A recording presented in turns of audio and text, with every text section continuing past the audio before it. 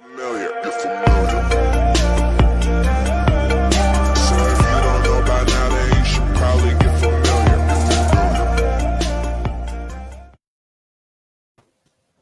Ora, muito boa noite a todos, bem-vindos a mais um encontro das quintas-feiras da Associação de Atletismo de Lisboa, hoje para falar de emoções e motivações e nada melhor que convidar quem sabe. Convidámos o Dr. João Lameira, psicólogo da Federação Portuguesa de Atletismo, Miguel Lucas, treinador de atletismo, treinador de um atleta bastante conhecido, Carlos Calado, medalha de ouro de sub-23 do salto em comprimento e de 100 metros, em 1997, mas também psicólogo de profissão, e aqui o nosso treinador de atletismo, treinador da Oriol, a camaronesa que se naturalizou portuguesa, com 18,37 no lançamento do peso, recordista nacional, e é com estes três elementos, três convidados de peso, neste caso de peso literalmente, no caso da Oriol, que nós vamos falar neste momento e passar a palavra de imediato a alguém que gera o atletismo português em termos de emoções. Dr. João Lameira, quais são as maiores dificuldades que encontra na parte mental dos nossos atletas, numa generalidade, e não queremos aqui entrar em detalhes sobre o atleta específicos, mas sim num todo, porque de alguma forma temos aqui coisas transversais a vários atletas, não? Bem, em primeiro lugar, muito obrigado pelo convite. É um prazer estar aqui e dividir este painel com estes colegas, ilustres colegas. Pegando nas suas palavras, não sou eu que faço a gestão das emoções dos nossos atletas, e aqui pegando já nesse tópico, naturalmente que a função do psicólogo é ajudar os atletas a desenvolverem competências para regular as suas emoções, para de alguma forma potenciarem aquilo que são as suas competências psicológicas para poderem render no máximo das suas possibilidades, do seu potencial no momento competitivo. E pegando realmente nessa primeira expressão, aqui também enfatizar o papel decisivo do próprio treinador na gestão emocional do próprio atleta. Enquanto o psicólogo tem um papel no que diz respeito ao trabalho de competências mais rígidas, ou seja, tudo aquilo que tem a ver com o perfil do próprio atleta, o próprio treinador tem um papel fundamental através da influência que exerce também nos estados emocionais dos seus atletas, nomeadamente através da intervenção que faz, da comunicação e de tudo isso. Relativamente àquilo que é sempre aquilo que desperta mais curiosidade e aquilo que é um bocadinho a pergunta sempre principal, que é quais é que são as dificuldades dos nossos atletas, aquilo que tradicionalmente e a própria literatura científica na área acaba por identificar, que são as questões que têm sempre a ver com o controle da ansiedade e, no fundo, com o controle das próprias emoções associadas à própria competição, à preparação da competição. Eu diria que isso é uma necessidade comum.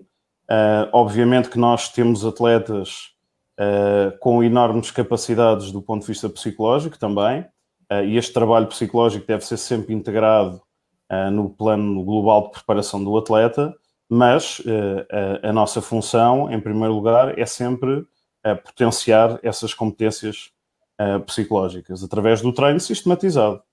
Naturalmente que a metodologia passa sempre por um acompanhamento do atleta, mas também em muitas situações do treinador, e nós na Federação o modelo de intervenção que utilizamos é um modelo assente numa lógica de intervenção multidisciplinar, onde todos, treinador, psicólogo, biomecânico, fisioterapeuta, nutricionista, médico, tentamos de alguma forma potenciar sinergias de forma a que a preparação dos atletas seja o mais eficaz possível para potenciar o seu desenvolvimento e aquilo que é a sua performance competitiva. Mas, pegando nessas suas sábias palavras de quem acompanha estes atletas e sabendo de alguma forma da importância dos outros membros que circulam o atleta, porque o atleta realmente é o centro, mas depois, desde o treinador, desde o dirigente do clube, desde a própria família, dos amigos, da namorada, do marido ou mulher, dependendo do atleta que tivermos, é importante, é realmente da extrema importância o papel do treinador, porque ouvimos dizer muitas vezes que o treinador é pai, é irmão, é massagista, é psicólogo, é tudo isso. E nesse sentido vou pegar aqui no Miguel Lucas e falar um pouco da experiência dele, também com um ex-atleta, que é o Carlos Calado, que foi medalha de ouro e de prata em 1997. Ele já tinha sido medalha de ouro, medalha de bronze em 96 no comprimento dos Ibero-Americanos, mas depois foi em 2001, tanto na bicicleta coberta como na pista ao ar livre, foi medalha de bronze. Miguel, na tua gestão, desde que encontras o Carlos Calado, até que ele depois mais tarde muda de treinador do Fausto, tiveste sempre aqui, nem sempre é fácil conseguirmos controlar as emoções de um atleta, e ele certamente teve altos e baixos, como qualquer pessoa, como qualquer outro atleta. Como é que foi lidar com este processo e eu também te queria depois fazer uma pergunta que podes pegar, que era: qual a etapa dele mais difícil de trabalhar na pré-competição e depois também na competição? Olha, boa noite a todos, os presentes e quem nos esteja a ver ou a ouvir. Importa realçar, Luís, que entretanto passaram-se 25 anos. Verdade.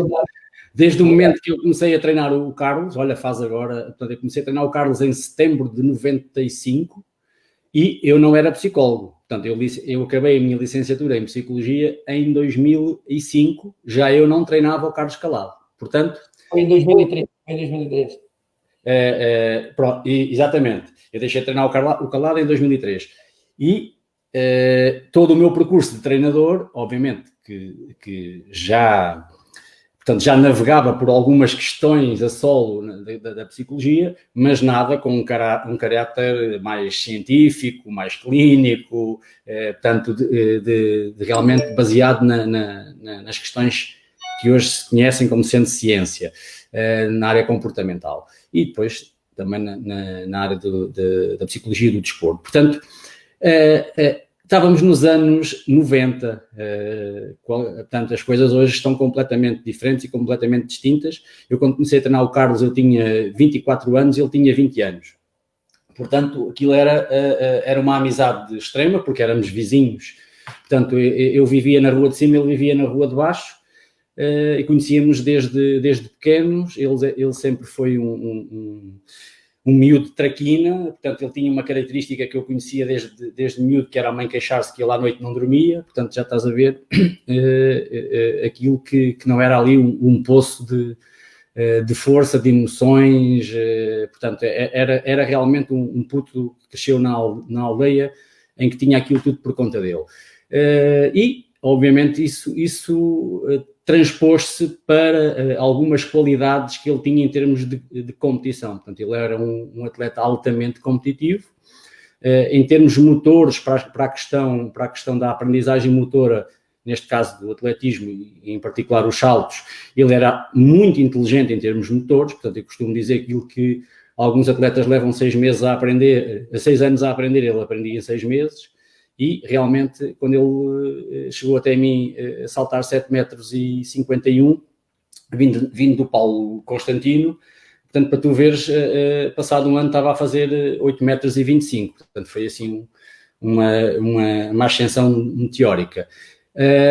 Ao nível emocional, nessa altura, dado o vínculo de confiança que tínhamos, o vínculo de amizade, portanto, aquilo era, em português comum, um dizia mata e o outro dizia esfola.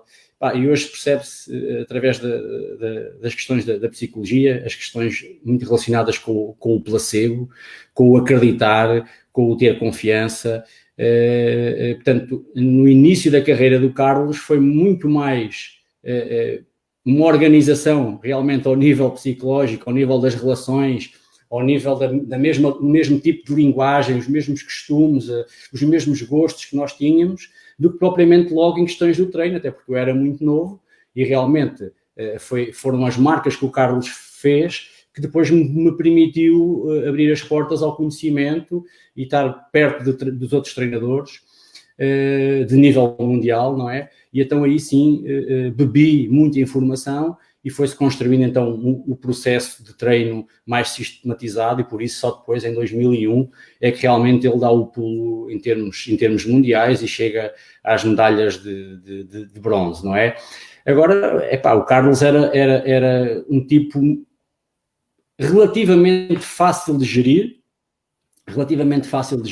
mas tínhamos que estar muito em sintonia com ele. Portanto, e até posso confidenciar aqui alguma coisa, que era o grau de confiança que nós tínhamos permitiu-nos ficar imunes a muita coisa, a muita crítica.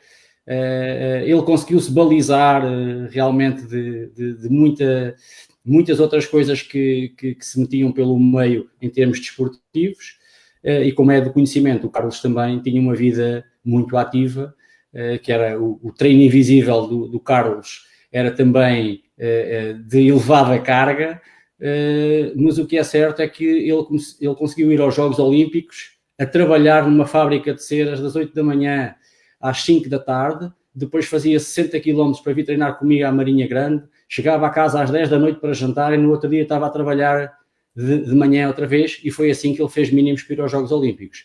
Portanto, ele também não poderia ser assim um indivíduo tão cabeça no ar, não é, Luís? Claro. E aqui, por falar em cabeça no ar, nada disso se passa ali com a Aurélia Dogmo. A camaronesa que veio para Portugal, ela que representou os Camarões em 2016, ela hoje tem 30 anos e abraçou Portugal como a sua terra. Eu vi algumas informações sobre a Aurélia em que Fátima para ela diz muito. Mas não é sobre esse aspecto que eu quero falar com o Paulo Reis, pelo contrário.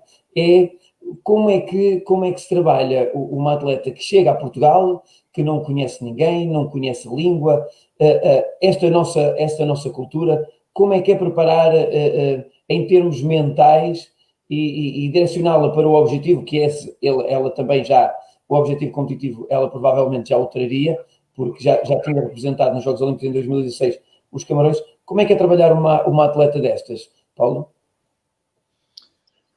Olha, numa primeira fase é uma descoberta, porque quando eu a fui buscar pela primeira vez ao aeroporto, eu nunca a tinha visto, nunca tinha estado com ela, não fazia ideia de como era a personalidade dela, ela também não me conhecia e, portanto, ali numa primeira fase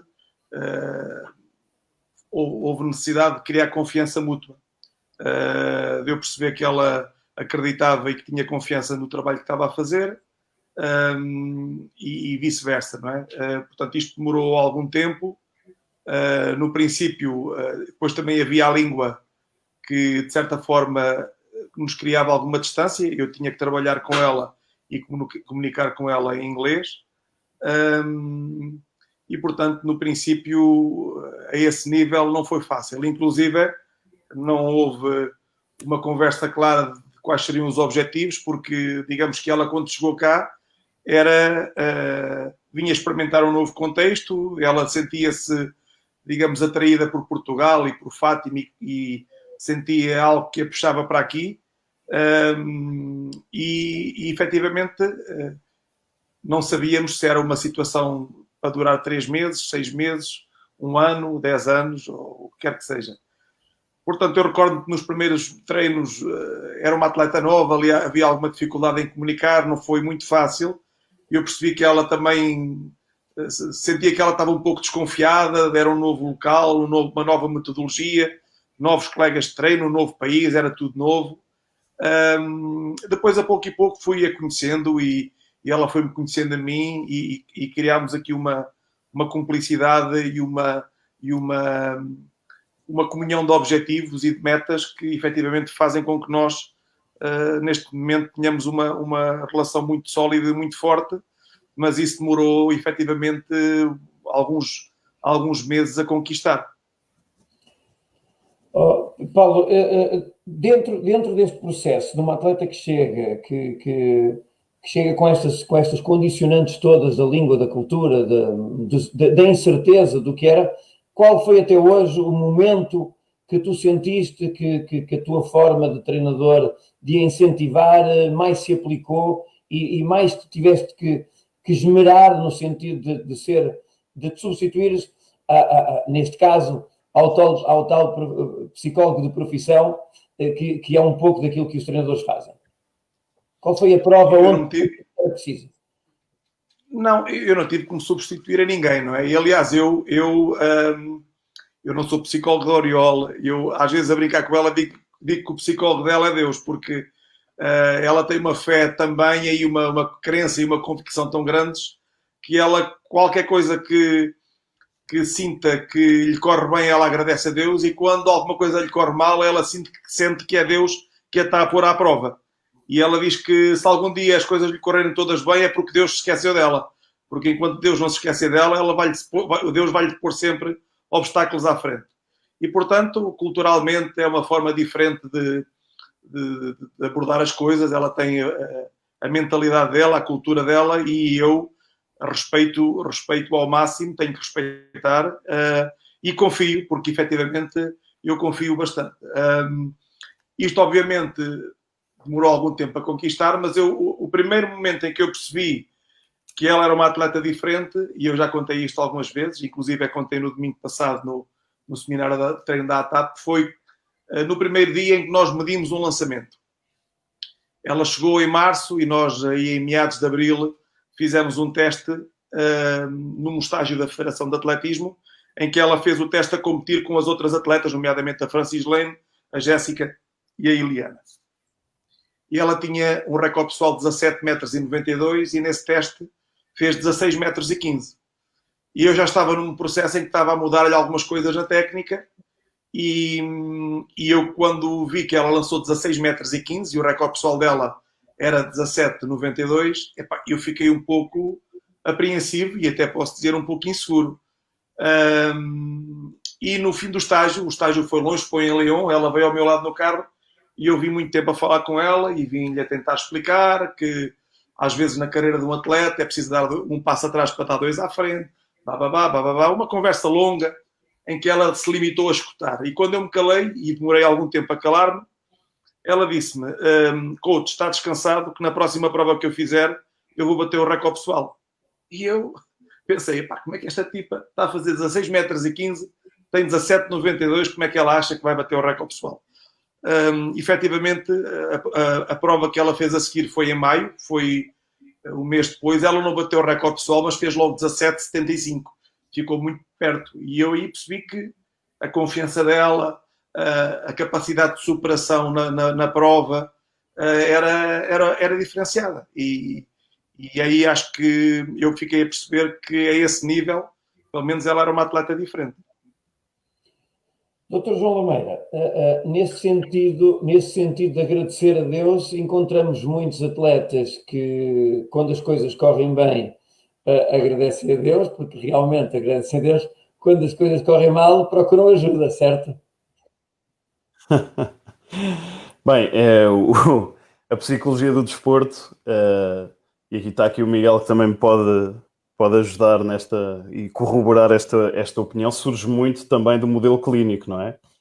E nós, do contexto desportivo, muitas vezes ainda temos que combater um bocadinho aquela percepção de que os psicólogos é para as pessoas só que têm problemas ou para os maluquinhos, como ainda ouvimos muitas vezes, mas de facto aquilo que é o nosso trabalho é sempre ajudar o atleta. Portanto, a palavra-chave é sempre ajudar.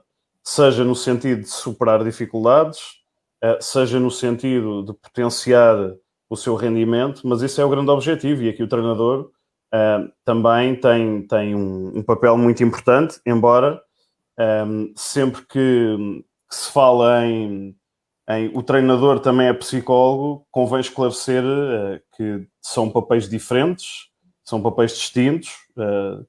pelas mais diversas razões, nomeadamente o que diz respeito, nomeadamente às relações que se estabelecem com o atleta, não é? Ou seja, há uma relação de poder entre treinador e atleta, e naturalmente que isso influencia aquilo que é a intervenção de um profissional e de outro. Obviamente que os dois devem contribuir para o desenvolvimento e para a potenciação do rendimento do atleta, mas aqui também tanto o Miguel como o Paulo referiram uma coisa importantíssima, que é o estabelecimento de relações de confiança, não é?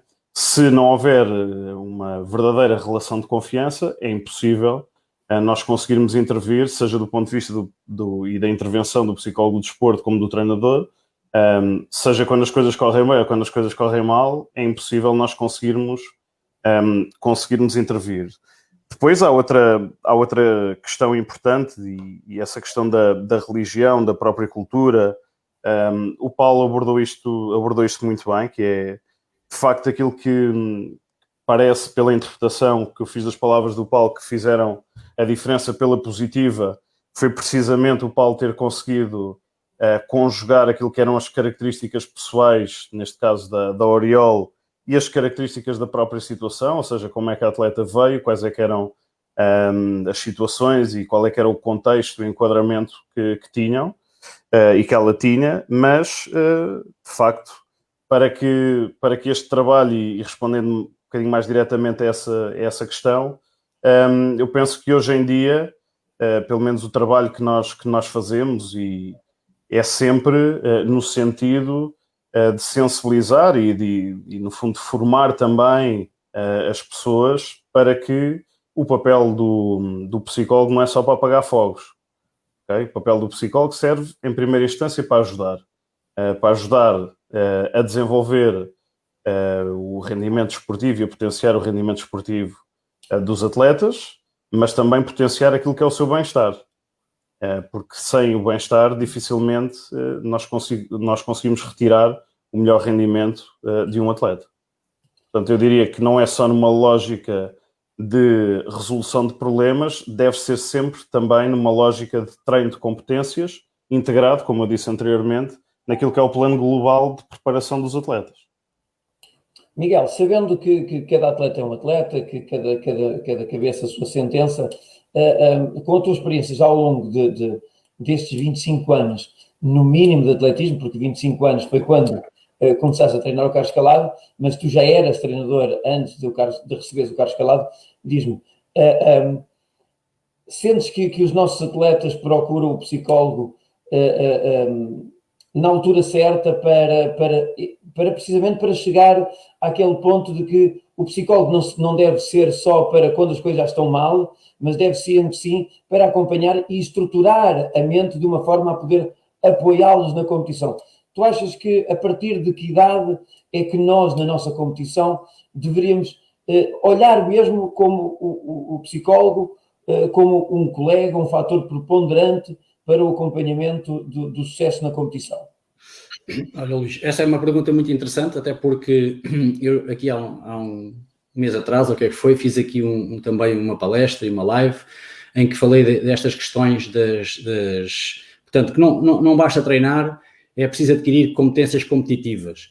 E essas competências competitivas englobam depois também a gestão emocional, portanto, a gestão da ansiedade, a pressão, as expectativas, portanto, tudo aquilo que engloba o alcance e a obtenção de resultados. De qualquer forma, a resposta a essa questão é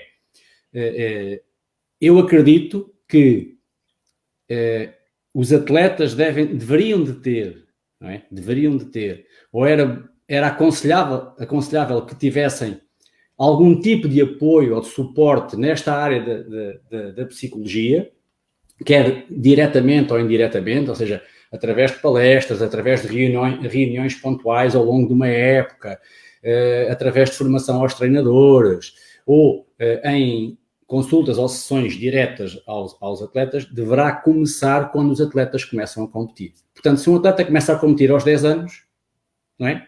Deve começar a ter algum suporte. E para quê? para que sejam ensinadas e transmitidas habilidades competitivas, competências competitivas. E em tenra idade ainda se justifica mais. Porquê? Porque o atleta que vai competir, não é? A competição, em termos estruturais, é praticamente idêntica a uma competição de juvenis ou de iniciados a uma competição de séniores. Praticamente igual, à exceção daquelas grandes competições que têm os estádios cheios, não é? Diríamos que, em termos genéricos, a competição é igual. Há adversários, há expectativas, há medições, há tempos, não é? Então, um atleta novo ou jovem tem que ser ainda mais ensinado e mais acompanhado do que um atleta já sénior, que já tem um percurso, já teve algumas aprendizagens, etc, não é? Portanto, respondendo diretamente à tua questão, é desde o momento que se começa a competir.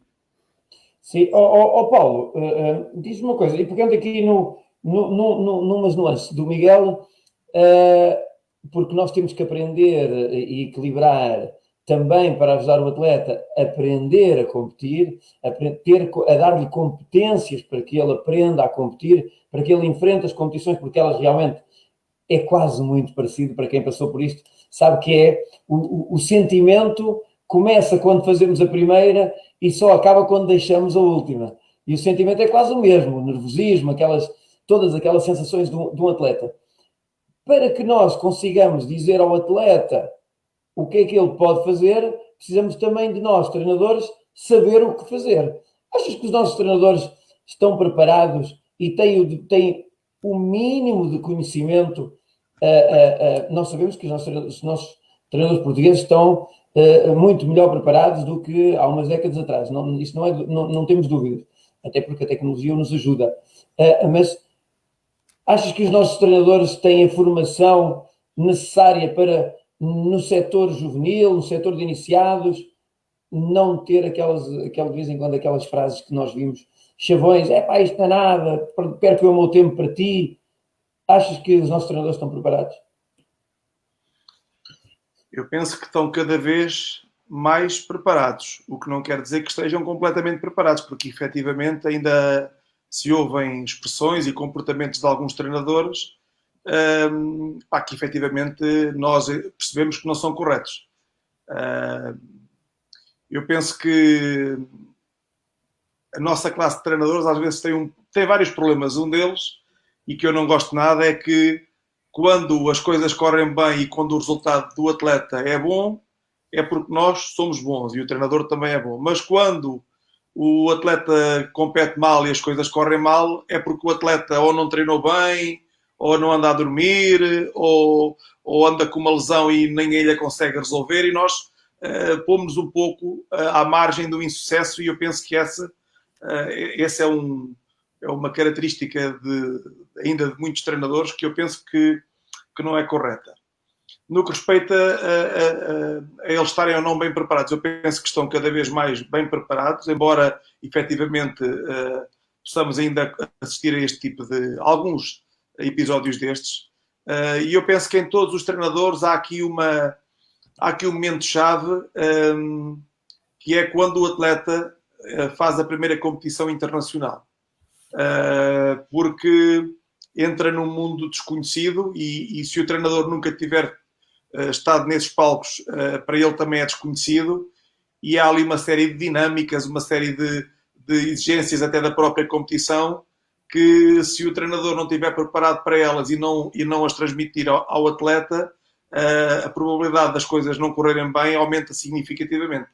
O simples facto, por exemplo, de o atleta ter que ir à câmara de chamada com muito mais antecedência, ter que aquecer numa pista secundária, depois passar pela câmara de chamada e ir para a pista principal, todas estas rotinas que nós em Portugal não as temos da mesma forma, fazem com que, além do choque do atleta ir pela primeira vez competir ao estrangeiro, ele tenha ainda aqui processos em termos de regulamentares e de organização das provas a que ele não está habituado, e se não tiverem antecipadamente todos estes cenários sido equacionados e os passos terem sido acordados entre o treinador e o atleta, eu penso que isso depois faz com que muitas vezes a insegurança aumente e a probabilidade de insucesso também aumente.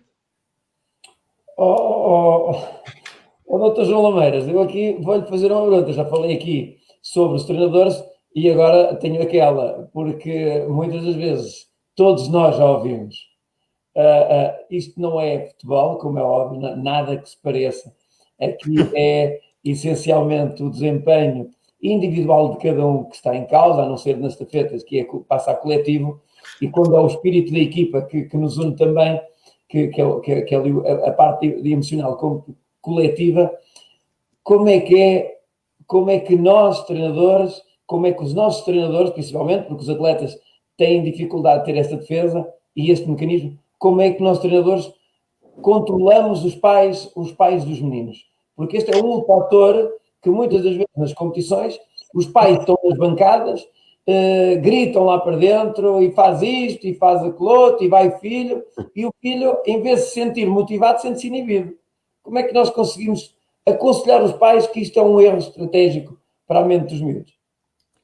Bem, de facto, tanto os pais como o treinador desempenham um papel fundamental no desenvolvimento das crianças e dos jovens atletas, tendo um papel decisivo mesmo naquilo que será a sua experiência no presente, como o seu desenvolvimento no futuro, e quanto mais disruptivos forem os comportamentos dos pais, nomeadamente, maior a probabilidade do abandono da prática desportiva.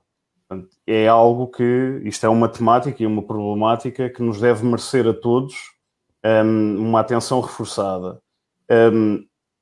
Já há vários programas de intervenção que visam essencialmente o desenvolvimento de competências por parte dos pais. Estou-me a lembrar de alguns.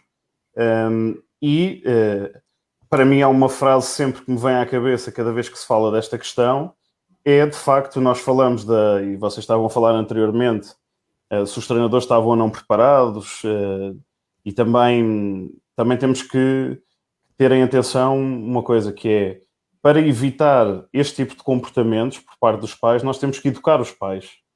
E educar os pais parte e deve ser sempre transversal. Devem ser promovidas, por exemplo, ações de formação que visem o desenvolvimento deste tipo de competências, ou seja, serem pais, e há uma expressão, penso que é a original, o programa original, penso que é do Real Madrid, e não tem só a ver com o futebol, é transversal ao clube, que é os pais também jogam, e que no fundo são programas de formação para os pais. E aqui o treinador tem um papel fundamental no sentido também de sensibilizar os pais, formar os pais, educar os pais, mas naturalmente que isto, a questão é, nós só podemos ajudar quem quer ser ajudado, não é? E sem dúvida que para que os próprios treinadores possam ajudar os pais a não intervirem de forma negativa junto dos seus filhos, os pais também têm que estar disponíveis para isso. Mas eu diria que a frase que melhor resume, na minha opinião, o trabalho que deve ser feito é formar os pais. E pegando nas palavras do Miguel Lucas, claramente que ao longo da etapa desportiva o papel dos pais vai se diferenciando e vai tendo menor impacto, mas importa sempre, desde que os atletas entram na fase de iniciação, seria sempre importante termos alguns sistemas organizados de formação para pais. Sim, sem dúvida alguma, para pais, para alguns treinadores, para alguns atletas também, e diz aqui o Joaquim Figueiredo numa mensagem que os psicólogos e os treinadores deviam trabalhar em conjunto. Essa não é só a tua opinião, Joaquim Figueiredo, é a opinião de nós todos, que achamos que o conjunto dos vários setores, porque e eu peguei só nos treinadores e também nos pais, mas nós sabemos que também os dirigentes, também a família que rodeia o atleta, os amigos, todos nós devíamos ter esta pequena atenção na formação destes jovens. Miguel, o Paulo Reis falou numa coisa essencial que tem a ver quando o atleta tem um embate internacional, e falou também no facto das rotinas, de não haver muitas das vezes as rotinas competitivas que não é rotinas competitivas, porque nós isso temos. Não temos é uma rotina estratégica competitiva que faça com que em Portugal se assemelhe a uma competição internacional, porque temos poucas, e os atletas depois sentem esta disparidade. E às vezes nós notamos logo isto de associação para associação, porque as limitações de algumas derivado ao nível competitivo, também a área geográfica que tem, a quantidade de atletas, e era importante que nós, no nosso país, tivéssemos um modelo que o Miguel, que o Paulo Reis falou, que disséssemos, tentássemos frequentemente ensinar e estratégicas mentais do atleta para aquilo que ele vai encontrar lá fora? Luís, é assim, sem dúvida que sim. Eu próprio, enquanto treinador, quando treinei o Carlos, tivemos que evoluir muito nesse aspecto, mas isto aqui é um pau de dois bicos, porque só quando tu atinges marcas que te permitam entrar nessas competições internacionais, passas a ter acesso a essas competições, e só aí realmente é que tu depois podes estar no meio que te permite reunir um conjunto de informações e um conjunto de experiências que te digam, isto não pode ser assim, aqueci muito em cima do acontecimento, aqueci muito longe, cansei-me, quando entrei no estádio para fazer o segundo aquecimento já estava todo roto, tem que encurtar mais, Bom, há aqui um conjunto de coisas só estando lá. Mas é importante nós não falarmos de uma forma só geral. Portanto, agora temos que falar aqui em questões mais de um nível mais elevado, de um atletismo mais de elite, ou aqueles atletas que estão a tender para que em breve comecem a competir ao nível internacional. Sem dúvida que em Portugal é mais difícil ter esse ambiente, não é, competitivo. Começa, por exemplo, raramente os atletas têm uma segunda pista para poderem fazer o aquecimento, para estarem num ambiente totalmente equipado com tudo, que possam aquecer devidamente, não é? Se vai fazer barreiras ou se vai fazer lançamentos, se não há uma zona para aquecer antes, cá em Portugal, o aquecimento já é completamente distinto de uma competição internacional. Pronto, e realmente as rotinas pré-competitivas são aquilo que transmitem muita segurança, muita fiabilidade, passo a passo, porque à medida que o atleta também vai aquecendo, vai incrementando algumas componentes técnicas, vai-se testando para ver como é que está, tanto, ao mesmo tempo também vai-se ativando psicologicamente, também vai começando a ficar mais sintonizado com o seu estado ótimo de competição. Portanto, vejamos, a mobilização mental, ela tem que estar sintonizada com a mobilização física, tem que estar mais ou menos coordenadas, e isso só é possível com rotinas pré-competitivas, vulgo aquecimento, não é? Que numa competição internacional tem outras dinâmicas, tem outros timings, tem realmente uma outra perspectiva. Os campeonatos de Portugal normalmente já oferecem algumas condições cá em Portugal, um ou outro meeting também já tem esse caráter, nomeadamente quando é no estádio universitário, temos uma pista ali ao lado, há um túnel para se entrar, pronto, já oferece algumas oportunidades para que os treinadores possam preparar os seus atletas para essas competições internacionais. Devem fazê-lo, é importante fazê-lo, é importante os ritmos, os timings, os horários, os exercícios estarem todos escolhidos, quase ao pormenor, para que efetivamente o atleta chegue muito seguro, muito tranquilo, que nada falhe.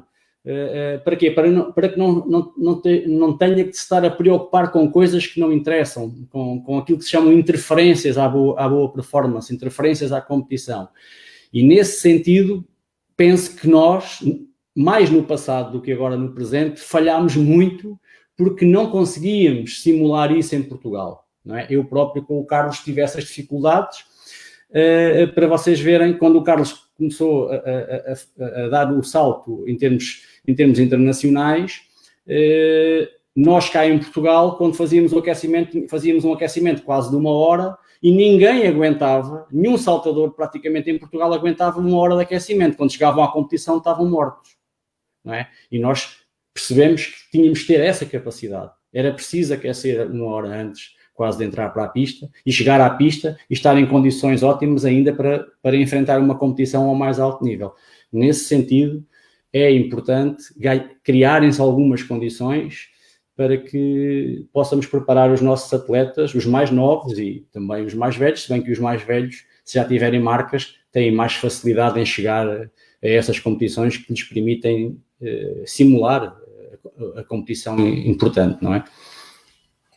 Paulo, pegando aqui na frase do Miguel, que evidentemente nós em Portugal ainda não estamos apedrechados. Nós aqui temos 2 competições distintas, temos um único estádio neste momento onde temos uma pista de aquecimento, mas evidentemente nós temos essa preocupação aqui em Lisboa, que é em 90% das provas não conseguimos ainda em todas, porque também é difícil educar de alguma forma as pessoas. A tentativa da câmara de chamada, de que, porque, repara, muitas das vezes existe a câmara de chamada e o atleta, treinador, quer saltar a parte da câmara de chamada porque chegou tarde, porque aqueceu tarde, e este conjunto de regras que muitas das vezes nós só o cumprimos quando somos obrigados. E tu chegas a uma competição internacional, ou num meeting cidade de Lisboa, ou noutro meeting do país, ou num campeonato de Portugal, tu és obrigado a cumprir as regras. E depois chegas a outro tipo de provas, basicamente as regras são para descartar, porque a prova é considerada menos importante. O que é que tu achas que aqui o atletismo português precisa de fazer uma regra certa que seja obrigatória, porque às vezes custa implementá-la, mas a gente sabe que depois vai ter sucesso mais tarde. O que é que nos falta aqui a nós para balizarmos e de alguma forma para termos uma regra fixa? Quem está, quem não está, se tivesse. Eu penso que o nosso quadro competitivo pode ser melhorado a vários níveis e também a esse nível, mas não só o facto de haver locução, música ambiente, rigor no ajuizamento, quer dizer, há muitas coisas que fazem aproximar mais as nossas provas das provas internacionais. Efetivamente, eu penso que esse é um caminho que deve ser feito progressivamente. Acho que já foram dados alguns passos relativamente a isso, mas ainda precisamos de caminhar muito. E efetivamente eu concordo que as regras, o rigor nessas organizações deve ser cada vez maior. Nós sabemos e acontece várias vezes que alguns atletas, por mais regras que existam, tentam furar um pouco essas mesmas regras, chegar mais tarde, ir diretamente para dentro para o local da competição, etc. E efetivamente, se nós facilitarmos 1, 2, 3 vezes, vamos facilitar sempre. Se a primeira vez que não facilitarmos, eu penso que o atleta vai mudar o comportamento e vai começar a cumprir as regras que nós impusermos.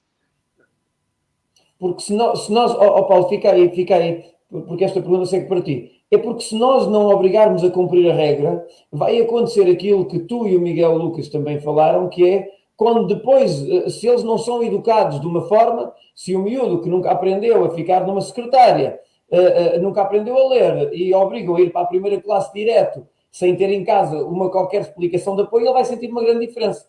E eu penso que a grande diferença que os nossos atletas sentem é precisamente quando estão num sistema de competitivo, como quase que se estivessem na praia, e depois de um momento para o outro vão para uma competição internacional e têm todas aquelas regras do qual, desde a hora de aquecimento, desde um certo comportamento, desde uma certa rigidez no setor organizativo, e que aí eles não podem falhar e logo aí eles encontram grandes adversidades.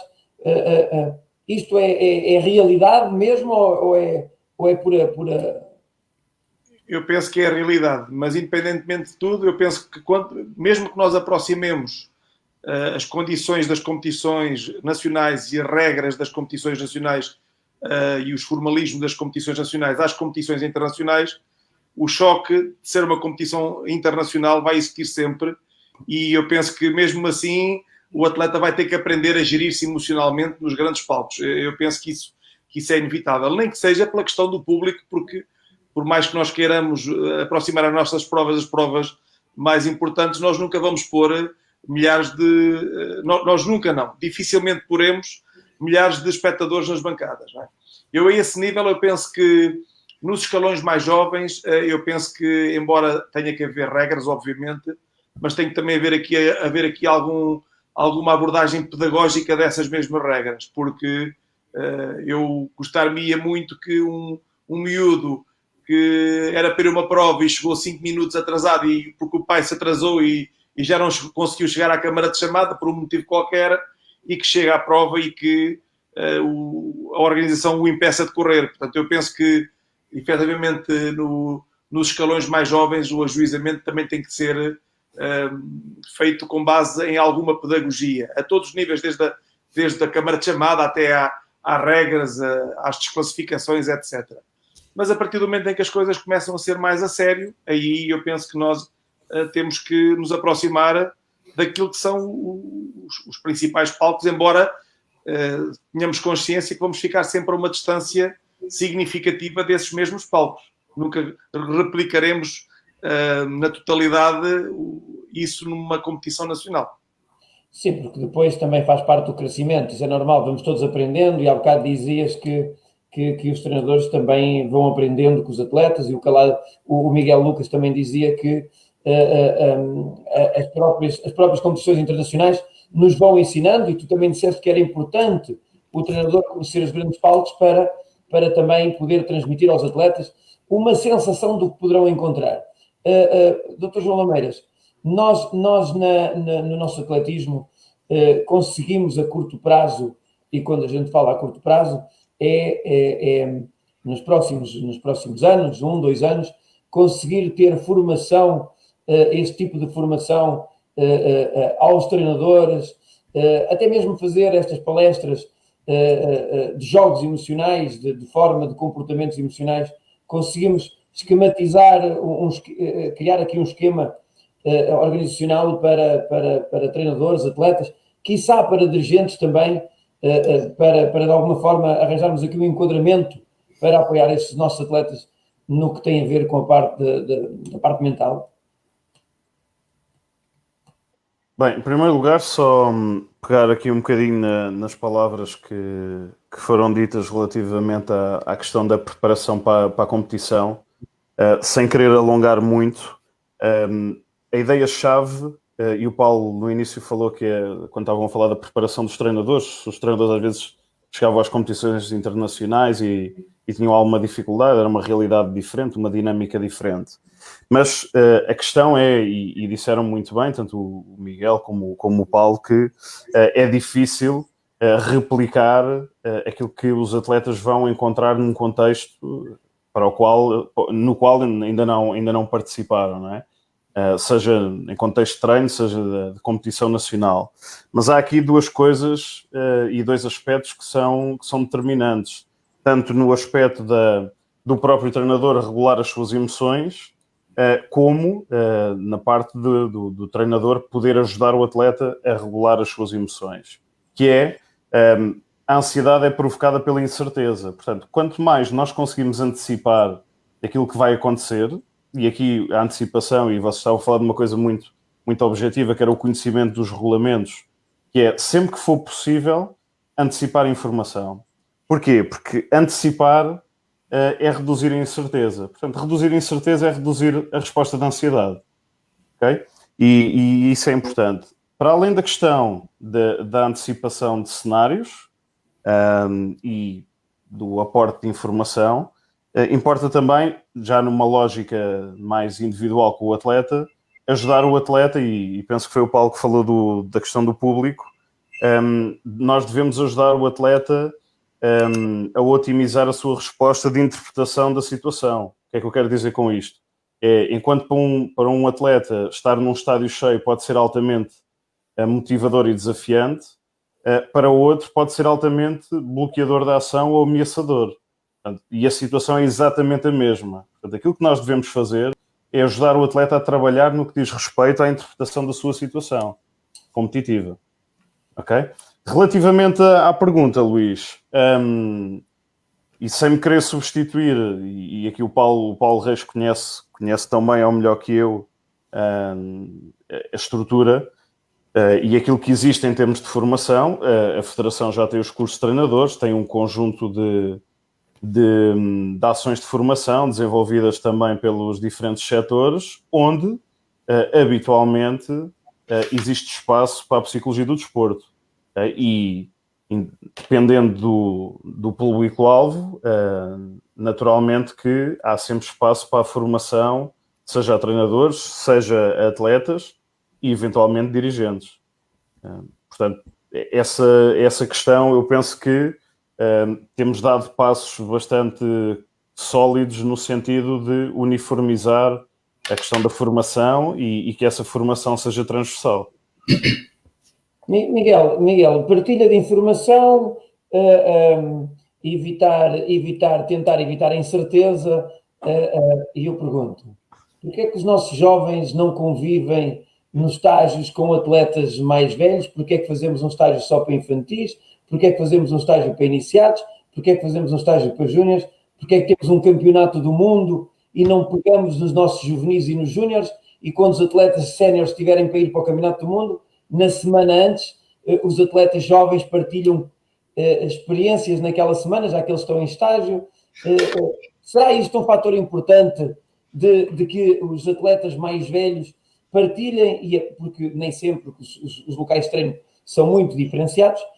Será importante aproveitar estes estágios e colocar, por exemplo, quando há um estágio de lançamentos ali do Paulo Reis, com a Oriol, com outros atletas, com a Irina, com outros, com a Enxude, sei lá, com tantos atletas, com o Tanco, com o Belo, seria importante colocarmos lá os nossos melhores atletas iniciados nessa semana de estágio e os melhores juvenis e os melhores júniores e fazer um estágio em conjunto, porque assim vão absorvendo informação, os séniores têm sempre aquela vontade de ensinar e de partilhar algumas coisas. Seria isso motivacional para eles?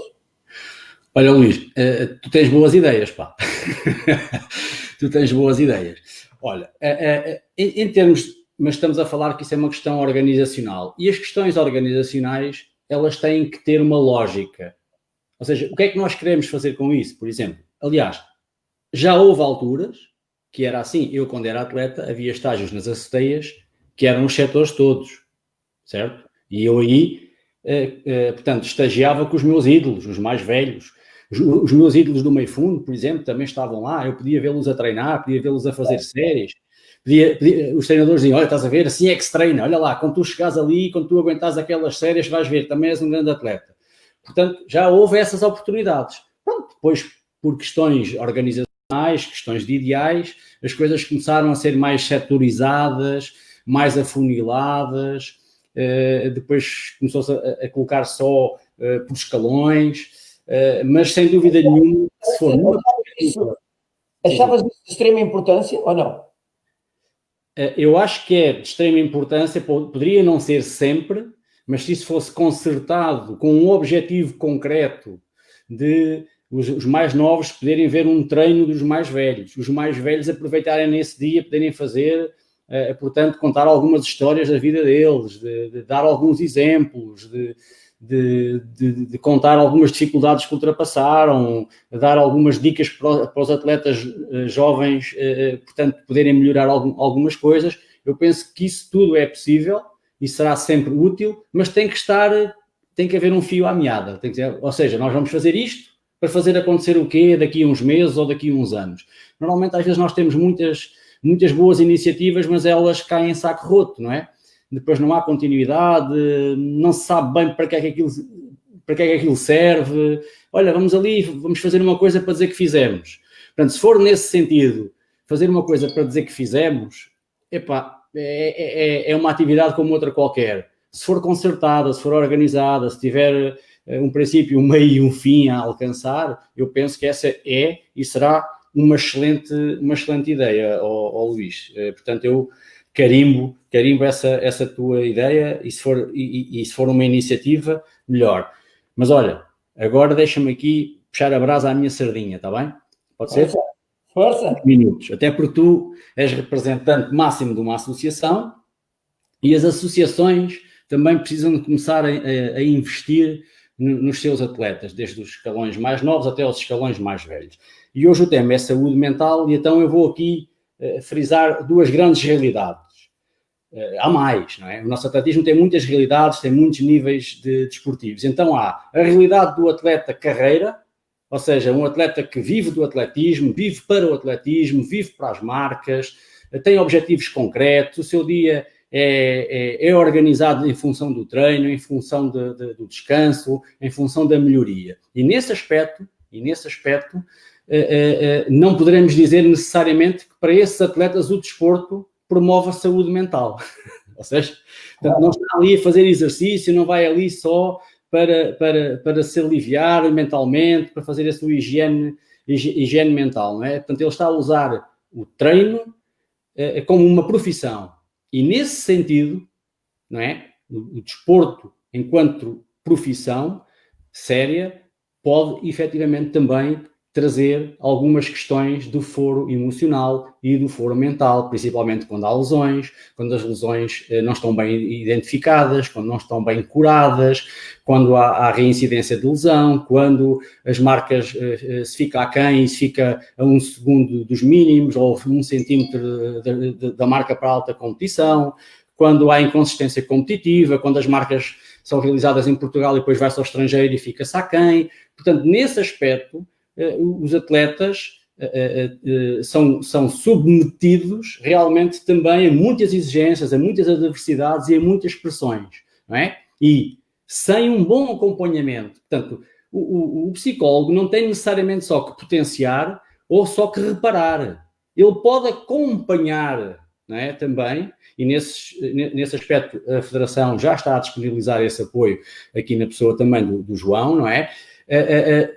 Se calhar não chega a todo lado e a todos, com a necessidade que eles possam ter, mas, portanto, manter este equilíbrio, perceber que o atleta está prestes a entrar numa zona de burnout, está prestes a desmotivar-se, que mais dia, menos dia, a sua eficácia vai cair. Porquê? Porque ele está a entrar numa zona de saturação, não consegue fazer face aos problemas que tem, e então, nesse sentido, antes que haja uma ruptura, antes que haja uma quebra emocional, é importante esse apoio, de vigilância, de monitorização.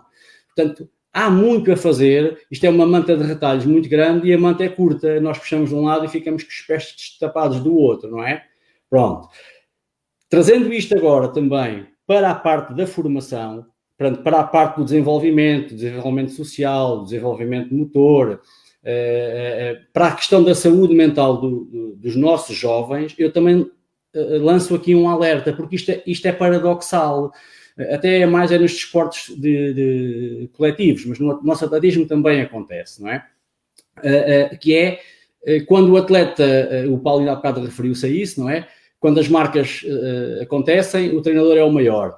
Quando as marcas não acontecem, é o atleta que, neste caso, é o responsável, não é? E nesse sentido, quando os atletas também mais novos ficam aquém, não conseguem superar as suas expectativas, em comparação com os pares, sentem-se inferiores, nesse sentido, a prática do desporto também pode causar danos psicológicos aos atletas, pode causar mais dano do que benefício. Portanto, nós dizermos gratuitamente que a prática do exercício físico ou do desporto, e neste caso o atletismo em particular, faz bem, isto é falso. Faz bem se nós nos certificarmos que está realmente a fazer, não é? E se calhar por cada 10 que faz bem, há 4 ou 5 que faz mal. E então, nós também ouvimos isto mais lá em cima, ao nível dos profissionais, não é? Que a equipa hoje não aguentou a pressão. Faltou-nos persistência, no último quarto de tempo a equipa desmotivou-se, não tivemos focados o tempo todo. Quer dizer, quando se perde, não é? Quando não se alcançam os resultados, vêm as questões psicológicas e emocionais para justificar a falta de rendimento. E depois vamos perguntar, mas vocês trabalham com algum psicólogo? Ah, não. Isto é paradoxal, estão a brincar connosco. Certo? Então, eu faço aqui um apelo também, se alguma associação também está aqui a ouvir-nos, as associações também são responsáveis por promover e certificarem-se que os jovens que estão nos clubes, se os clubes não têm essa capacidade, não é? Que consigam fazer um acordo de colaboração com um profissional desta área que possa disponibilizar estes serviços aos clubes, certo? E aos treinadores, né? E até, ao longo de uma época, ir, de certa forma, formando os clubes, formando os treinadores, dar palestras, sessões aos seus atletas dessas associações. Há muito para fazer neste campo. Senão, isto é ridículo. Toda a gente diz, olha, tu consideras o apoio psicológico importante? Ah, sim, claro. Então, e no teu clube, ou na tua federação, ou na tua associação? Essa área é trabalhada? Não. Epá, e tu fazes barreiras? Ah, faço. E achas que as barreiras são importantes para o teu desenvolvimento? Sim. E tens? Tenho. Então não me venhas dizer que o apoio psicológico é importante, porque tu não tens, não é porque não é importante. Aquilo que nós consideramos importante, nós arranjamos um meio para obter isso. Portanto, quem não tem apoio, as associações e as federações que não têm isto, é porque não consideram importante. Quando considerarem importante, vão arranjar meios de ter isso disponível para os clubes, para os atletas, para aquilo que for necessário. Agora vou-me calar. Não, estavas muito bem. O José Praia diz que Miguel estás em forma. Por comer. Ele diz que estás em forma e há bocado o João Lameira, o doutor, disse uma coisa interessante, que é o psicólogo não está aqui só para os maluquinhos, está aqui para nos ajudar a preparar o nosso futuro e os nossos atletas. Doutor João Lameira, efetivamente, e nós temos aqui vários treinadores, ainda agora estava ali a ler os comentários do Bergamota. Ele também já foi campeão nacional nos escalões jovens e depois fez uma travessia do deserto na sua vida profissional e agora é treinador de alguns atletas. E estava a ler ali os comentários e lembro-me muito bem também de na minha carreira de início, porque já foi bastante tarde, aos 17, eu senti falta disto tudo, até ter conhecido o Dr. José Wilson, famoso psicólogo da Federação Portuguesa de Futebol, com quem eu tive a oportunidade de ter algumas conversas na altura dos Jogos Olímpicos de Atlanta. E como nós temos aqui muitos treinadores de jovens a ver-nos, o Pedro Pessoa, o Praia, o Bergamota também, entre outros, e há bocado o Miguel Lucas estava a perguntar se havia associações a ver-nos. Ainda há bocado passei ali pela vista do Rodolfo Moreno, presidente da Associação de Bragança, reeleito agora há uns dias atrás, também nos está a acompanhar. Dos Açores também nos estão a acompanhar, porque acabamos sempre a emissão acima das 3.000 visualizações, quer dizer que há muita gente a acompanhar, certamente que muita gente nos está a ver.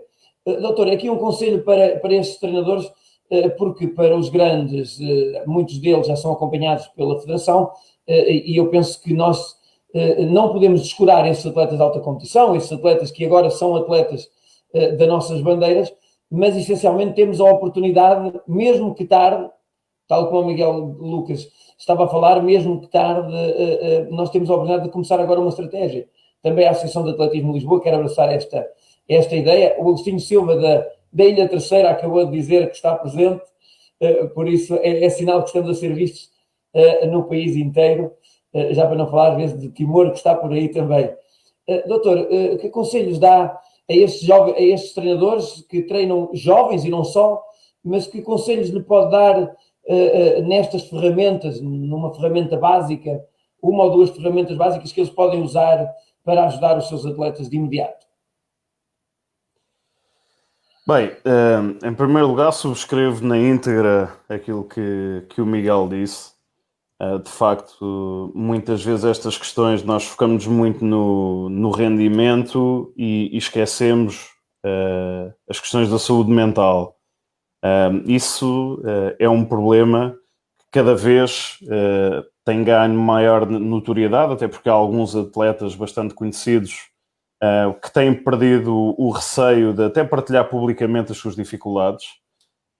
E, de facto, os atletas de elite, principalmente, estão mais expostos a um conjunto de variáveis ou de stressores que aumentam, de facto, a suscetibilidade à ocorrência de sintomas de problemas de saúde mental. E também é interessante porque a investigação também tem comprovado que na maioria das modalidades,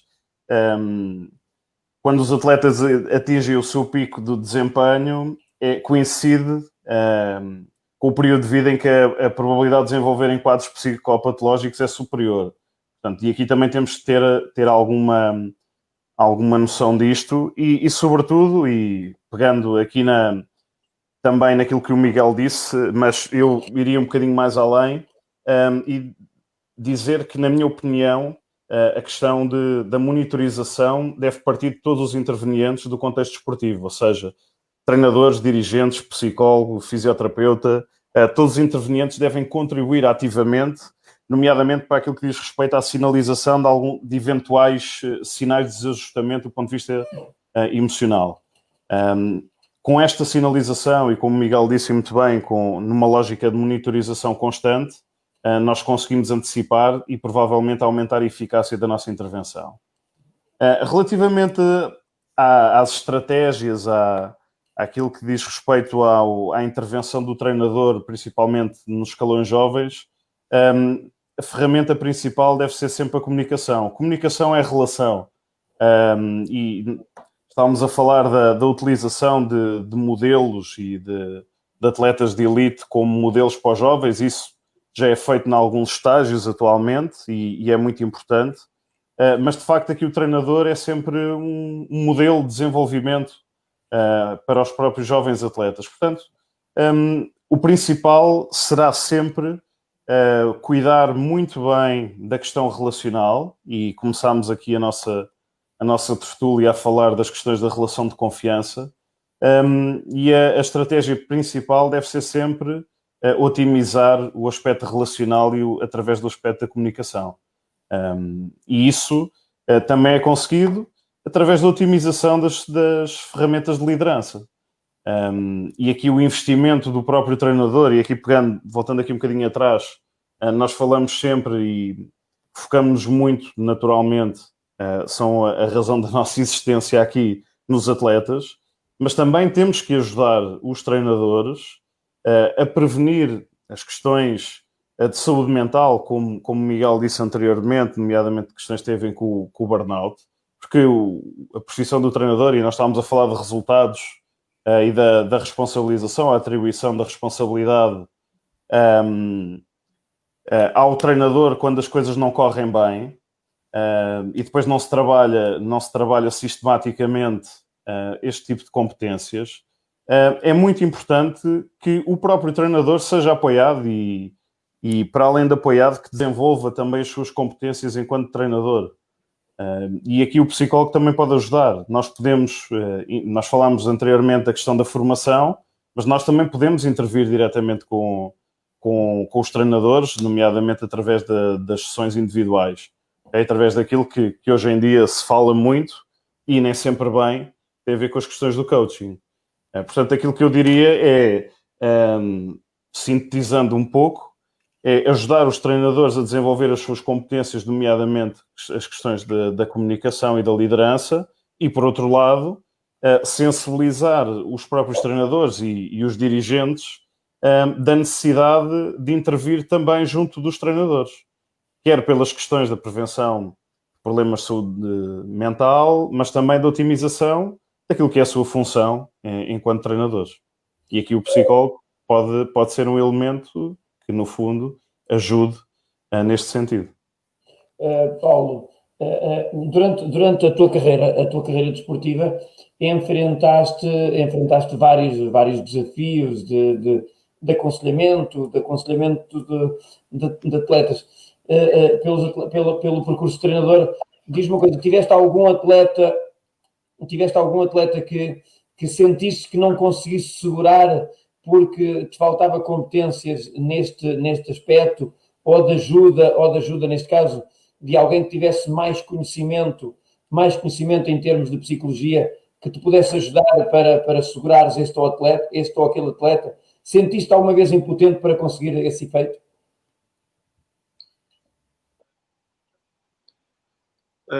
Antes de responder à tua pergunta, eu voltaria um bocadinho atrás para referir o seguinte: em relação àquilo que o Miguel falou de poder haver atletas mais velhos a influenciar atletas mais jovens e a passar o seu exemplo, eu concordo.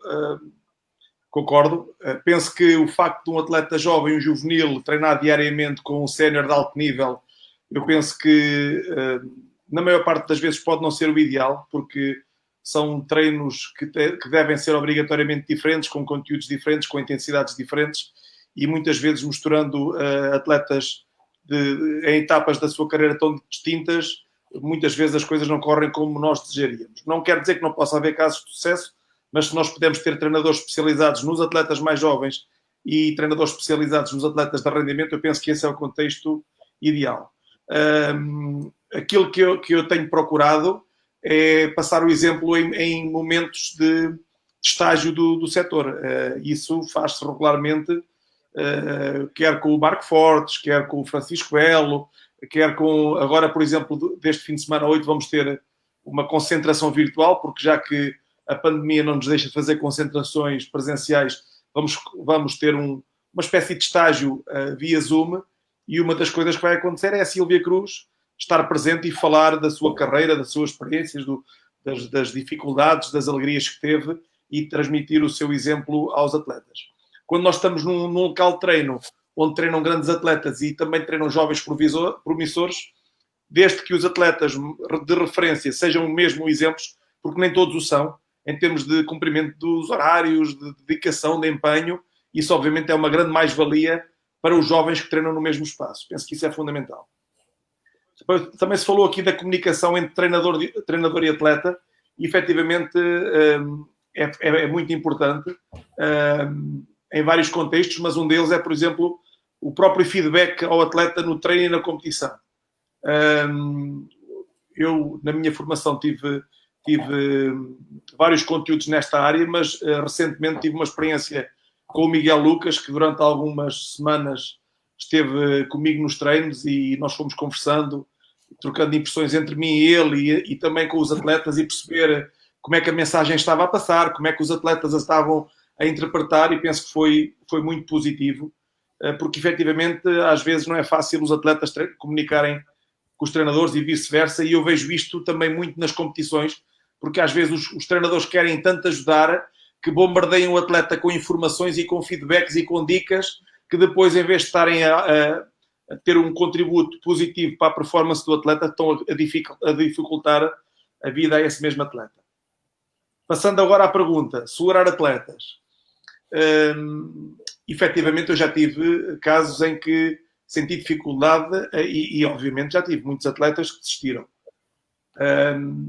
Na minha opinião, eu acho que quando um atleta gosta da modalidade e se sente bem na modalidade, se sente desafiado, se relaciona bem com o treinador, se relaciona bem com os colegas de treino, mesmo que esteja numa fase descendente da carreira, o atleta normalmente continua. E eu, por exemplo, este ano estou a começar a 27ª época como treinador da Vânia Silva, e, portanto, 27 anos é muito ano.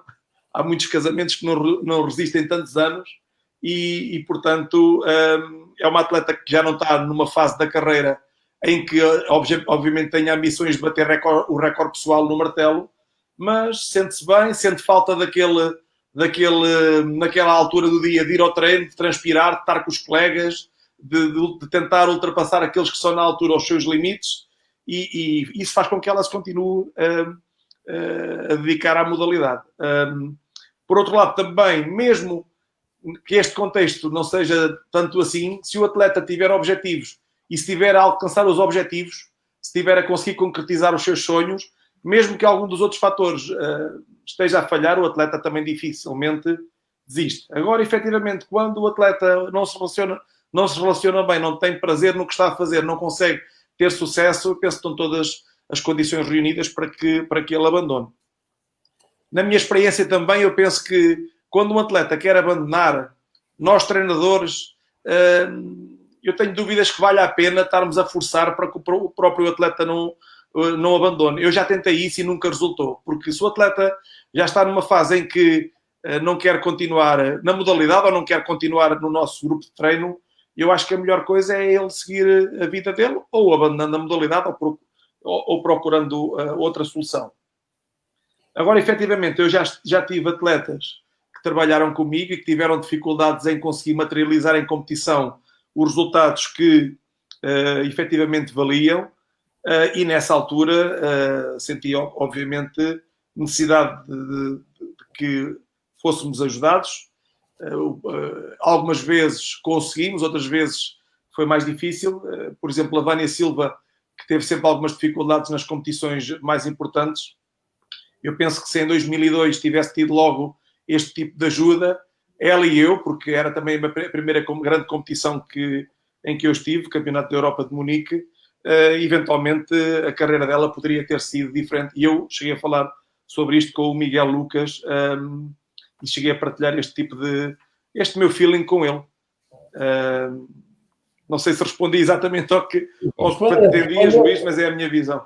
Respondeste, porque eu agora vou meter aqui com o Miguel Lucas, porque eu tenho aqui uma frase que guardei para ele. Eu já conheço o Miguel Lucas desde que ele é treinador, não é? Desde que estivemos juntos, eu assisti à praxe, eu estava presente na competição quando o Calado foi prachado em Bruxelas, e eu tenho aqui uma frase, seguindo o contexto do Paulo Reis, eu tenho aqui uma frase que é: só há um caminho para chegar, mas há 1000 para partir. Define lá esta frase, Miguel, para que lá em casa se perceba muito bem, em termos de psicologia, o que é que isto representa. Isso, à partida, quer dizer já que cada um de nós tem a sua própria individualidade, as suas próprias características, a sua própria forma de estar. Cada um de nós recebe o treino de uma determinada forma. Uns precisam de mais tempo de descanso, outros recuperam rápido. Portanto, uns conseguem persistir mais perante a adversidade, outros tendem a desmotivar mais. Portanto, realmente há 1001 caminhos para se iniciar, não é? Mas à medida que a base se vai estreitando, não é? E vamos subindo na pirâmide, cada vez mais há aquilo que se chama os passos que outros já deram, não é? Que inevitavelmente nos fará chegar realmente ao alto rendimento e aos melhores resultados possíveis, não é? Portanto, a partir de determinado momento do percurso de vida do atleta, não se pode diversificar muito e não há assim tanto espaço quanto isso para até quase para a individualidade, não é?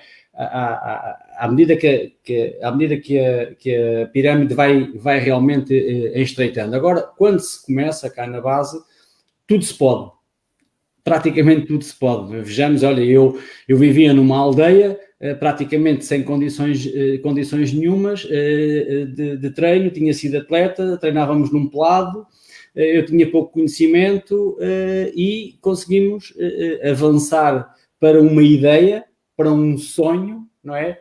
Esse sonho foi possível porque fizemos uma cegueira mental, nem nos tínhamos apercebido que não tínhamos nada quase, que não tínhamos condições, que não tínhamos conhecimento, que não tínhamos know-how, que não tínhamos praticamente ninguém a que pudéssemos recorrer, tínhamos uma vontade enorme e uma crença enorme em fazer coisas, não é? Mas rapidamente, quando subimos alguns degraus da pirâmide, começámos a perceber que, espera lá, que há outros que já percorreram este caminho, se calhar temos que fazer um bocadinho mais parecido com eles, não é? Portanto, respondendo à tua questão, penso que tem a ver aqui com esta ideia geral que eu te dei. Agora deixa-me dizer-te uma coisa, e em particular na questão que te toca a ti, no meio fundo e fundo, português. Não te vou dizer a solução, que eu não tenho. Mas há uma coisa que eu te digo. A sociedade não é, e já mais irá ser provavelmente, aquela que foi nos anos 70, nos anos 80 e nos anos 90. Os nossos jovens hoje têm outra educação, têm outra forma de estar, têm outras vivências e têm outras experiências. E, inevitavelmente, porque a qualidade de vida tem vindo a melhorar e ainda bem, só que isso não cria naturalmente competências de adversidade, de combatividade, de persistência, de dureza, de tenacidade, de tolerância ao esforço, de tolerância à carga de treino. E eu penso que isso, cada vez mais, há menos jovens que na bagagem tragam isso. E para certas disciplinas do nosso atletismo, essa é uma condição. E se ela não for desenvolvida de uma outra forma, e aqui falo em particular através das questões psicológicas, ensinadas quase cirurgicamente a esses atletas que em tenra idade já estão canalizados, por exemplo, para as disciplinas de meio fundo e fundo, porque têm uma particularidade é mais monótono, é preciso mais persistência. Se um dia o indivíduo já não está tão motivado, os tempos já não correspondem àquilo que deveriam corresponder, e nas outras disciplinas não, também é assim, mas o impacto é menor. Portanto, nesse sentido, Luís Jesus, para o meio fundo, mesmo na base, não há assim tantos caminhos quanto isso. Sim, eu lembro-me. Entendo o que eu te estou a dizer. Sim, lembro-me das tuas palavras agora e pergunto ao Dr. João Lameira se nós temos que ir buscar a cegueira dos meninos ainda mais cedo. Porque, na verdade, quando eles, e pegando aqui nas palavras do Miguel, ele era jovem e era tão cego que não encontrava nada à volta, ou seja, nem sequer se percebia que não tinha condições nenhumas. E como eu, como outros atletas do antigamente, de há 30 anos atrás, da década de 80, década de 90, será que hoje devemos começar a preparar os nossos atletas mais cedo para essas adversidades? É possível começarmos não só no escalão de juvenis ou de iniciados, mas ainda ir à base mais cedo e tentar encontrá-los com esta cegueira, sabendo que eles ainda não têm aquela educação de luxo, aquela educação de que tudo vai correr bem, sentir que eles nessa altura possam ter uma lição de aprendizagem para ter as adversidades, esta tolerância ao esforço, começar desde cedo a ensiná-los, doutor? É possível? Isso conjuga-se com aquilo que falámos anteriormente, que é quanto mais cedo nós trabalhamos as questões psicológicas, mais à frente, e na carreira desportiva dos atletas, mais aptos estarão para dar resposta a essas mesmas adversidades. Pegando até no exemplo que o Paulo Reis deu, tem a ver com a precocidade também da intervenção e do treino de competências psicológicas. Não é? Quanto mais cedo, naturalmente, evita aquilo que provavelmente muitos de nós já ouvimos de atletas até com experiência e com sucesso, que muitas vezes atingiram determinados resultados e conseguiram encontrar algumas estratégias do ponto de vista psicológico através da tentativa e erro, não é? E isto, naturalmente, que tem custos e representa também algumas perdas no que diz respeito ao processo em si. Portanto, aquilo que será sempre fundamental é nós começarmos de base a formar os atletas. E formar os atletas é também, seguramente, nesta questão da preparação psicológica para as exigências do treino, da competição. Mas, sobretudo, nesta lógica formativa, à semelhança daquilo que acontece com outras dimensões do treino, não é? É aquela questão que falávamos anteriormente. Nós treinamos, e aquilo que é o princípio da psicologia do desporto, é que a psicologia do desporto é mais uma componente, ou seja, a componente psicológica é mais uma componente que deve estar englobada no processo de preparação global dos atletas. E é nesse sentido que devemos sempre, desde o início do processo, ajudar os atletas a desenvolver essas competências de uma forma sistematizada. Nós começámos este nosso debate, este nosso encontro, não é aquela mesa redonda, porque cada um deve ter uma mesa à sua maneira e cada um tem a mesa quase certeza com que trabalha, mas dizer-vos que começámos às 9, são 22h24, passámos 2 horas, 1 hora e 24 a falar sobre as emoções e a forma de tentar ajudar de alguma forma e tentar desmistificar aqui algumas coisas que têm a ver com a parte motivacional dos atletas. E agora, como fazemos todas as semanas, vamos fazer uma ronda de 2 minutos para, de alguma forma, livremente, sem qualquer tipo de pergunta, dar um acrescento da vossa opinião. E vou começar pelo Paulo Reis. Paulo Reis, 2 minutos para dar conselhos a estes nossos espectadores, a estes treinadores, e não só, treinadores, dirigentes, porque já vi alguns treinadores, já vi juízes também aqui presentes connosco, e de alguma forma dar aqui 2 minutos de conselhos possíveis, se é que temos esta liberdade para lhes dar. Tens 2 minutos à vontade para explanar aqui os teus pensamentos. Bem, eu não vou fazer uma abordagem da área da psicologia porque não sou psicólogo, vou falar como treinador e sobretudo para os treinadores. E a mensagem que eu gostaria de passar é sempre uma mensagem de rigor naquilo que é a nossa abordagem, rigor naquilo que é a nossa profissão, para quem o pode fazer profissionalmente, em termos de planeamento, de dedicação, de cumprimento de horários. É muito importante para nós termos atletas motivados, termos um diálogo próximo com os atletas, e a este nível eu penso que na minha carreira, a altura em que eu mais conversava com os atletas era a altura em que eu ia levar os atletas a casa, e eu cheguei a ter alturas na minha carreira em que fazia 2 ou 3 rondas, ou seja, acabava o treino, ia no meu carro levar atletas a uma das zonas, depois vinha outra vez ao estádio, depois ia levar atletas a outra zona, e o meu carro, obviamente, e depois ia uma terceira vez levar atletas a outra zona, e perdia mais de 1 hora nisto, e de certeza que há alguns colegas treinadores que ainda o fazem. E durante estas viagens nós conversávamos muito. E a partir do momento em que nós conseguimos estar no treino sem pressa, conseguimos chegar mais cedo do treino, conseguimos sair um bocadinho após o treino e termos ali espaço para nos aproximarmos dos atletas e conversarmos com eles fora daquilo que é o contexto do treino em si, que naturalmente quanto mais elevado é o nível de rendimento, mais sério tem que ser e não deve haver grandes dispersões. Eu acho que mais facilmente nós conseguimos alinhar os nossos objetivos e estratégias com os atletas. E eu volto aqui a frisar a questão dos objetivos, porque efetivamente nós, enquanto treinadores, temos que estar muito alinhados com aquilo que são os objetivos dos atletas, conhecê-los, negociá-los com eles e depois tentá-los pôr em prática, porque obviamente eu penso que uma das nossas maiores satisfações como treinadores é concretizar os sonhos e as ambições dos atletas. Independentemente do nível em que eles estão, eu penso que isso é fundamental. Portanto, a mensagem que eu deixo é de rigor, é de nos darmos aos outros e de comunicarmos o mais possível, conversarmos, definirmos metas, vivermos os êxitos em conjunto e também os insucessos, também estarmos junto dos atletas para eles sentirem que nós também nos sentimos parte deles e que estamos ali ao lado para mudar o contexto e que da próxima vez as coisas já corram bastante melhor. Obrigado, Paulo Reis.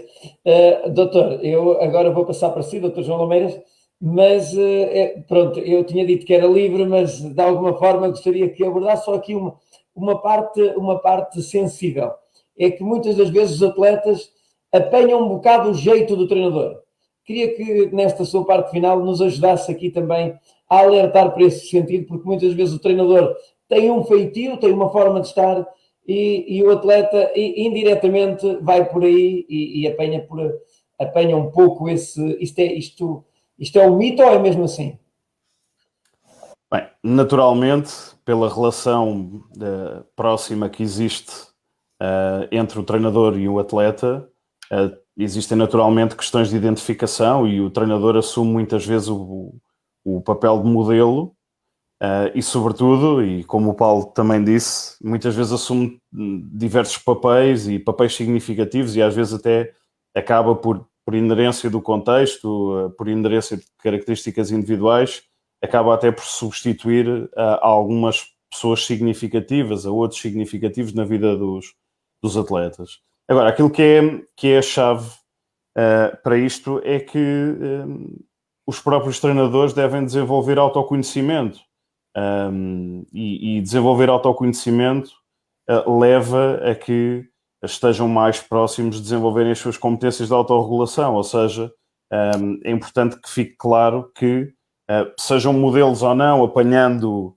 o jeito, como o Luís disse, ou não, que fique claro que os treinadores têm uma grande influência nos estados emocionais dos atletas. O treinador não é um psicólogo, mas é alguém, é um interveniente muito próximo dos atletas e que de facto tem uma influência grande nos estados emocionais e também no desenvolvimento do atleta. Portanto, importa que, e isto não tenho a liberdade que teve o Paulo, mas vou aproveitar a deixa para transmitir que de facto nós podemos, o papel do psicólogo é ajudar o atleta, mas também ajudar o treinador a desenvolver as suas competências e otimizar aquilo que é a sua intervenção enquanto treinador. Portanto, o psicólogo não serve só para apagar fogos ou só para os problemas, serve para desenvolver competências dos diferentes intervenientes do contexto desportivo que intervêm direto ou indiretamente com os atletas. Ora, eu aproveito para brincar aqui com Francisco Belo, que ele diz grande João. Eu não sei como é que mede, pronto. Não sou muito grande, não. Sou pesado, grande nem por isso. É grande no impacto e é grande no impacto que tem nos atletas, e este é o testemunho de um dos nossos melhores atletas da atualidade, lançador Francisco Belo, médico de profissão, que aqui deixa com duas palavras apenas um significado imenso, e devo-lhe agradecer também Dr. João Lameiras por nos ter ajudado aqui durante esta hora e meia a partilhar conhecimento. Deixe-me só agradecer a simpatia do Francisco, claramente simpatia, e agradecer o convite que me foi dirigido, e foi um prazer dividir este espaço com os meus dois colegas e com o Luís, naturalmente. Muito obrigado. A Associação de Atletismo de Lisboa é que agradece, e eu, em nome da Associação de Atletismo de Lisboa, desde já lhe agradeço este impacto que cria nos atletas, porque ao ouvirmos um testemunho direto de um atleta de alta competição, dos nossos melhores atletas, e com a personalidade que o Belo tem, é porque realmente faz efeito na companhia que tem com os atletas e no acompanhamento. Miguel, os teus 2 minutos são livres, roda livre, estás à vontade. Olha, para já quero agradecer não só também a vocês, os presentes, mas obrigado a todos os treinadores pro bono deste país. Nós batemos muito nos treinadores, que os treinadores têm que fazer mais isto, têm que fazer mais aquilo, têm que ter mais informação, têm que ser melhores, têm que ser mais atentos, têm que estar mais presentes, têm que ser o supra-tudo. Mas há aqui grandes distinções. Infelizmente, poucos são os treinadores que, na verdade, vivem do atletismo. Se é que algum verdadeiramente vive do atletismo, poderá ter alguns tentáculos mais no atletismo, mas na sua raiz, na sua base, praticamente ninguém assegura a sua vida no atletismo.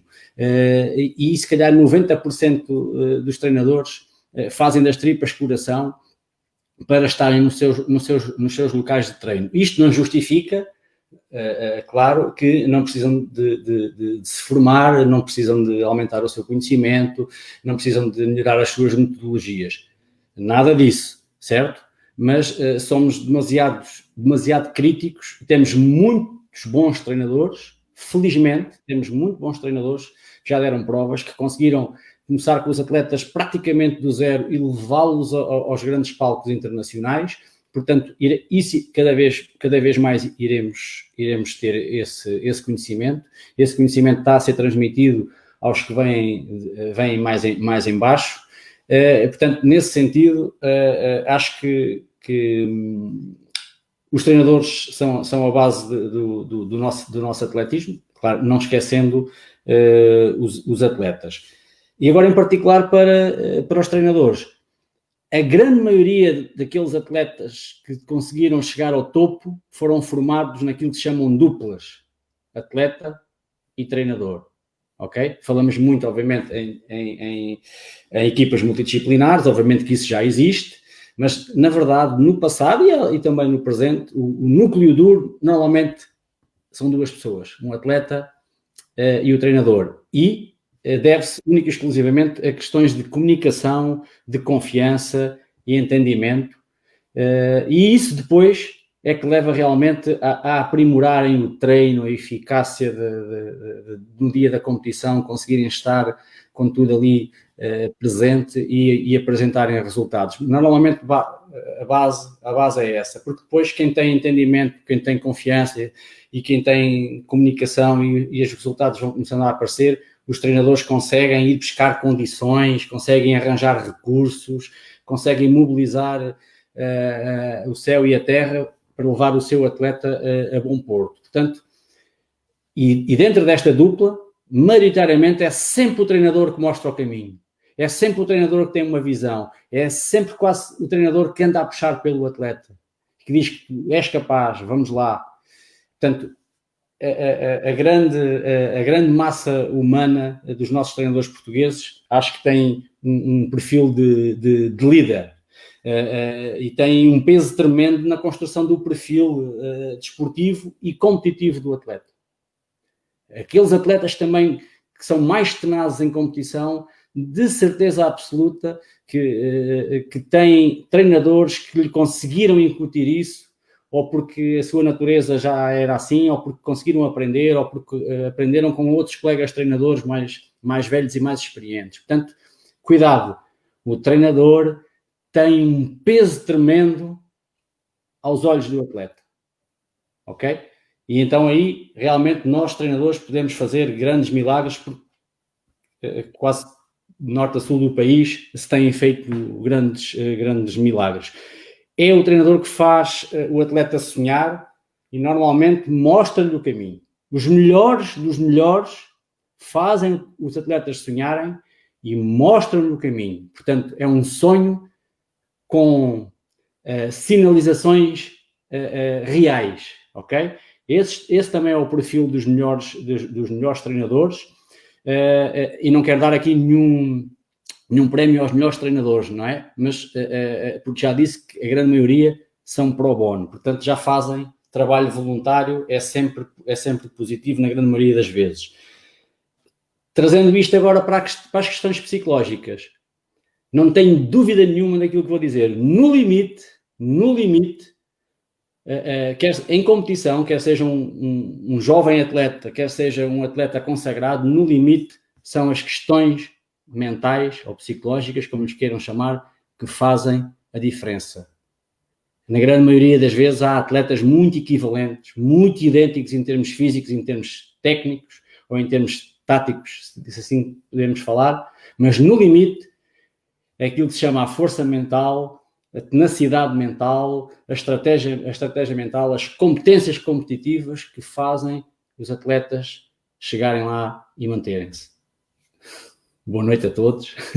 Espero que tenham gostado de ouvir aqui a piada. Um agradecimento especial em nome da Associação de Atletismo de Lisboa. Eu tenho, Ricardo, coloca o Paulo Reis aí no painel principal, porque já agradeci ao Miguel Lucas, já agradeci ao Dr. João Lameiras e há bocado, quando o Paulo Reis teve a palavra, não nos despedimos. Eu também tenho que agradecer ao Paulo Reis pelo facto de preencher enquanto treinador, e quando eu escolho os meus convidados, eu escolho os meus convidados essencialmente pela competência e pelas áreas que ocupam. E nada melhor que ter aqui um treinador com a tua experiência e com um atleta, neste caso com o Oriol, com uma atleta com as adversidades acima da média que ela própria encontrou. Encontrou todas as adversidades competitivas, encontrou também as adversidades da cultura, da própria língua, também a crença dela que faz dela ser a atleta que ela é, e não te podia deixar de agradecer também aqui publicamente o meu muito obrigado, Paulo Reis, por fazeres parte deste painel de luxo de psicólogos do desporto, mas tu não sendo um psicólogo é aquilo que o Miguel estava a dizer, fazes parte de um duo. O êxito de um atleta é precisamente a junção do valor do conhecimento do treinador com as competências intrínsecas da atleta, e são esses dois fatores que fazem o sucesso, e tu muito bem, tens conseguido tirar proveito dele. Muito obrigado também por ter estado aqui connosco. Muito obrigado eu também pelo convite e parabéns por estas iniciativas que eu já tenho seguido mais vezes e que estão a ter um grande sucesso. Parabéns, Luís, e à Associação de Lisboa. Ora, e para vocês aí em casa, também, da nossa parte, muito obrigado. A todos que nos acompanham às quintas-feiras. Vamos continuar com mais quintas-feiras. Desta foi as partes emocionais e motivacionais que levam o atleta ao sucesso. Tivemos o Dr. João Lameiras, psicólogo da Federação, Miguel Lucas, treinador de atletismo e psicólogo, e tivemos Paulo Reis, treinador de atletismo de alta competição também, a eles os três, e essencialmente a vocês aí em casa que nos tiveram a escutar, tiveram a paciência de nos ouvir. Eu espero que sirva de partilha e de incentivo para que melhorem as vossas capacidades. Um muito obrigado da parte da Associação de Atletismo de Lisboa e até à próxima quinta-feira nos vamos encontrar aqui de novo.